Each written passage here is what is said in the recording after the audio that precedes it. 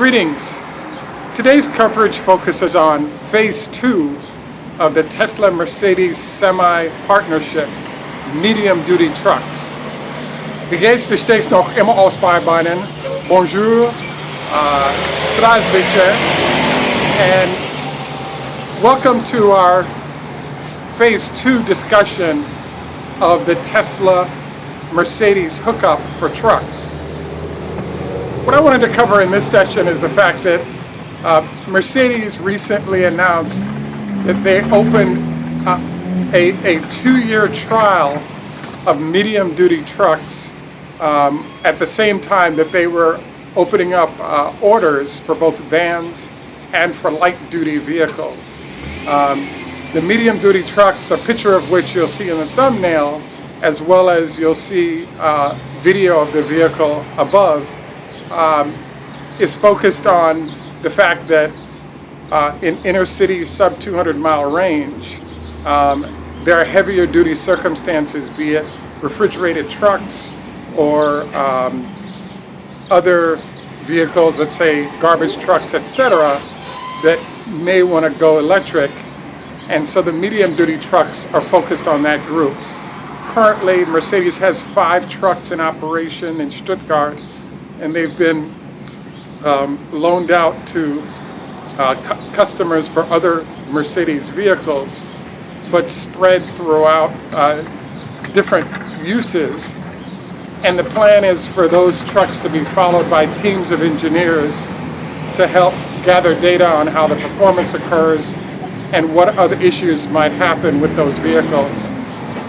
One of the key elements of this Tesla-Mercedes hookup is that, to my knowledge, Tesla is really the only battery maker in the world that has a process for supercharging, meaning that these trucks, if they go out on a delivery route and traffic or temperature changes or some other variable really affects their ability to get their deliveries done, they have the option to go to a supercharger and recharge the whole truck in an hour or so and keep going.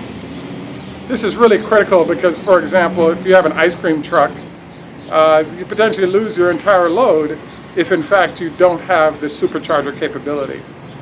I was fascinated because one writer I read on Teslarati or an analyst was referencing the fact that it seems strange that Mercedes was choosing to stay with Tesla and their batteries for the trucks, given there are other alternatives they could use to provide their battery needs. But Tesla has made their batteries open source, but not all of their technology is in an open source environment. So that said, one of sort of the minor issues is this whole issue of rapid charging if you're out. I was particularly intrigued by rapid charging because I have a friend who has a Nissan Leaf and he works in San Francisco, but lives about 35 miles away from San Francisco. His Leaf has an 80-mile range, and when he would drive the Leaf to work, the problem he ran into was that he would use up his mileage when he added lights or a radio, etc. And when he would get to San Francisco, he'd have to wait the whole day, 6 to 8 hours prior to having enough power to make it home again. And this was kind of a hassle. Hence, the supercharger capability is huge. So for those entities that are now rolling with 100 or 200 mile range, I think this is terrific. But you still, on long distance trips, have to do overnight stops in order to recharge, which you don't have to do in a Tesla vehicle. And this further confirms that in a mission critical situation like a medium range truck, there are backup plans to deal with the battery challenges that might pop up. And so I think this is important to note.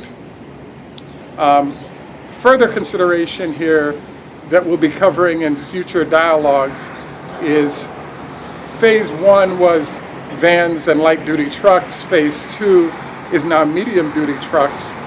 The next phase, in September, we'll be hearing from Elon Musk regarding Phase 3. And Phase 3 is Class 8 long-distance trucks, which move 70% of the freight, at least in the United States, and I would guess it about the same in Europe and in Asia as well. You know, I have to admit that another fascinating element to this is that if you have supercharger access, most of the trucking solutions have at least double, maybe triple the amount of batteries or more that a car might. And one thought that came to mind was you can also have the flexibility to actually put superchargers on either side of the trucks to recharge the battery separately, and that would also cut down on the amount of time it takes to recharge that vehicle. So I think that the Mercedes partnership with Tesla has been a good one. At the trucking range, it's an excellent partnership because Mercedes has global customers that have millions of copies of their vehicles, either under Mercedes brand or Fuso or other brands. And as soon as those vehicles are ready to go, there's a large and waiting base of customers waiting for those solutions to come in, and they already have a Mercedes relationship that Tesla can leverage off of. We'll see how this process goes in the future, because I believe there's a frenemy challenge where, to some extent, you know, Mercedes is going to become a competitor in cars that are electric, and you know, will they eventually become a competitor in trucks that are electric, especially that now that Mercedes has announced it's expanding its battery solutions in terms of the size of its battery plants that it's producing, as well as its own version of the Powerwall. Stay tuned. Thanks for taking time out to watch. Please like and subscribe. Merci beaucoup. Au revoir. Tschüss. Max gut. Lahitrod. Hoda Hafez. And guten Dank. Thank you. This is Greg at Tesla Fan Insight, and we could definitely use your help on Patreon.